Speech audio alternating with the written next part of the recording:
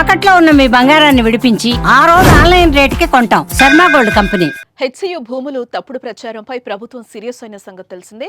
AI ఆధారిత fake ఫోటోలు, వీడియోలతో సోషల్ మీడియాలో ప్రచారంపై ఆగ్రహం వ్యక్తం చేయడమే కాదు, వారిపై చర్యలను కూడా తీసుకుంటోంది.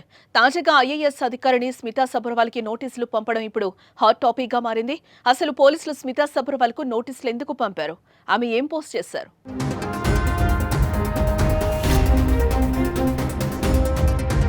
హైదరాబాద్ సెంట్రల్ యూనివర్సిటీ కంచగచ్చిపోలిలో 400 ఎకరాల అటవీ భూమిలో కొద్ది రోజుల కిందట ప్రభుత్వం చేపట్టిన చెట్ల నరికివేత వ్యవహారం తీవ్ర దుమారమే రేపింది.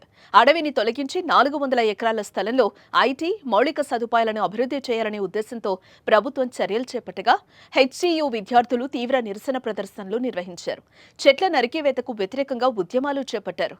అడవులను నరకడంతో అక్కడ తలదాచుకుంటున్న వన్యప్రాణులు, పక్షులు ఆశ్రయాన్ని కోల్పోయాయంటూ సోషల్ మీడియా వేదికగా కూడా నెటిజన్లు తీవ్ర ఆందోళన వ్యక్తం చేశారు.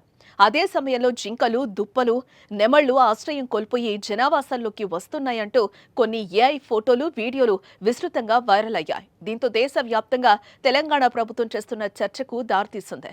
దీంతో రేవంత్ రెడ్డి తీవ్ర ఆగ్రహం వ్యక్తం చేశారు.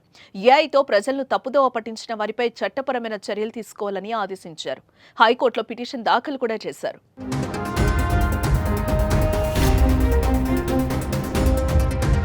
ఈ క్రమంలోనే ఐఏఎస్ అధికారిని స్మితా సబర్వాల్కు సైతం నోటీసులు అందాయి.